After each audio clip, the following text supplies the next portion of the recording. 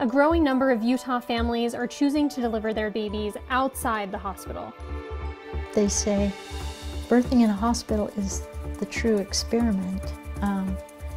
Birthing at home has been done for hundreds of years. These babies are born either at home or in birthing centers like this one. You know, if something goes wrong, this isn't the place you want to be. But data shows these deliveries can be riskier. I know that there are bad actors out there, and that makes me sad. I'm Fox 13 investigative reporter Taylor Stevens. As out-of-hospital births spike, this is what Utahns need to know. In the final weeks before their first baby was due, Ember Zog and Ethan Ward knew their lives were about to change forever. Excited, but really nervous. Yeah. Baby's head down. Yeah. Awesome, awesome. Among the first decisions they've had to make as expecting parents was where to deliver their daughter. Did you want to double check? They ultimately chose to give birth outside the hospital. What other questions do you have? At My Family Birth Center here in Ogden. Honestly, I don't like hospitals, for one. This feels like a much more comfortable environment for me. More and more parents in Utah would rather have a midwife than a doctor.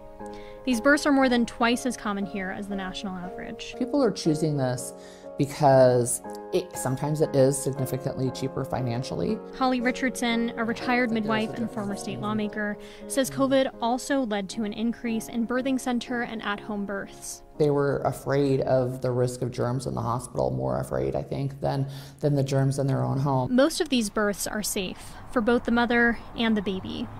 Loretta Shoup, owner of My Family Birth Center, says she sees wonderful experiences, and the couples leave feeling very pleased. But they can be riskier than hospital deliveries. State health department data shows the newborn mortality rate in Utah is 3 times higher than for hospital births. And some think Utah's relaxed rules around midwifery contribute. A woman can go out and say, I'm a midwife, and it doesn't matter how much or how little of training she's had. She can say, I'm a midwife, and she's not breaking any laws. Utah allows for a broad spectrum of midwives. Some are registered nurses with advanced degrees who mostly deliver at hospitals. Others are unlicensed, and they aren't required to have any formal medical background, education, or training. Those midwives can't use medications, like ones meant to stop hemorrhaging. And they sometimes take on high-risk births, such as twins, that licensed midwives are not allowed to do. To say, look, licensed midwives can't do these births, but I can do these births, that can be scary. In Utah, about 1 in 10 women who plans an out-of-hospital birth ends up being transferred to the hospital, whether for pain or for some risk to the mother or baby. Some say that's a sign midwives are being cautious. Hospital transfers can be a good thing. It's just unfortunate when they wait too long to transfer and then life is on the brink. That's what happened to Lacey Baum during the birth of her first daughter in 2021. The whole time I'm just like screaming. I'm in agonizing pain. I'm having contractions like every 15 minutes that would last for 15 minutes. She labored for nearly 24 hours at a Utah County birthing center without making much progress. It wasn't normal, but they kept telling me it was normal, and I didn't know any better. And at no point did they ask me how I felt, if I felt like I needed to, if I needed to go to the hospital, if I felt like I needed to transfer.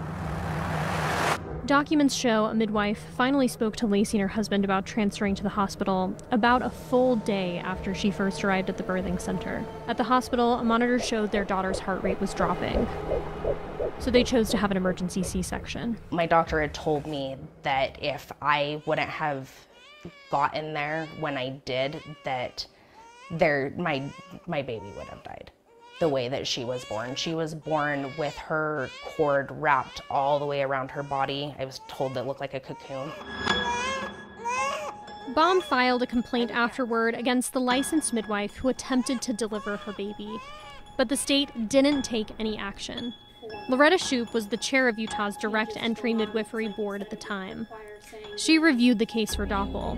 but said it didn't appear the state had any rules that this midwife broke, and told the couple their best option was to leave a review on the birthing center's webpage to warn other parents. You really need to weigh those pros and cons, because in the off chance that it's not fine, it's really not fine.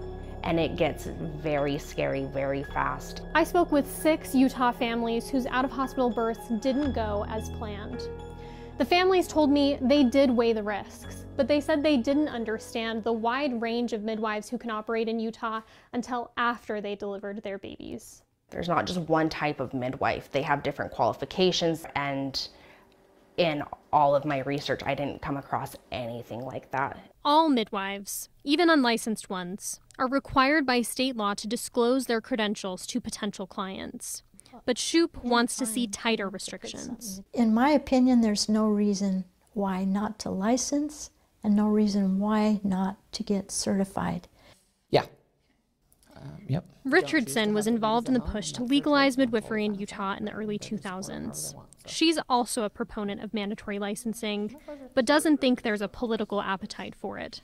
There is a sentiment among legislators that we have too much licensing. We'll go ahead and check baby like you said. Some Utahns, like expecting mother Emily Dalton, believe women should have the freedom to choose whoever they want to give birth with, without the state's involvement. I am totally for women's right to choose how they want to birth, and if they want to birth with an unlicensed midwife, that is fine with me. Licensure doesn't guarantee a good birth, Richardson says, but it gives parents an idea of a midwife's education, plus an avenue for accountability if something does go wrong. It also ensures you don't have somebody who says, you know, hey, I had a dream that God wants me to be a midwife, and so now I'm a midwife. Those are the ones that really, really concern me. Sadly, the consumer has to be the wary one and to ask questions. A lot of consumers don't. Several parents we spoke to whose births went poorly told us they struggled with guilt about their decision, feeling that they'd put their newborn child at risk by attempting to deliver outside of the hospital. Anytime anyone would question my decision to go to the birthing center, I would defend them and be like, you know what, women have been giving birth like this for thousands of years, and what could go wrong? It'll be fine. Baum says she carried that regret with her for several years. If she would have been born there, she would have died, and I probably would have too. But now sees what happened in a new light. It wasn't my fault. In Ogden, Taylor Stevens, there is a serious lack of information. Fox 13 News, Utah.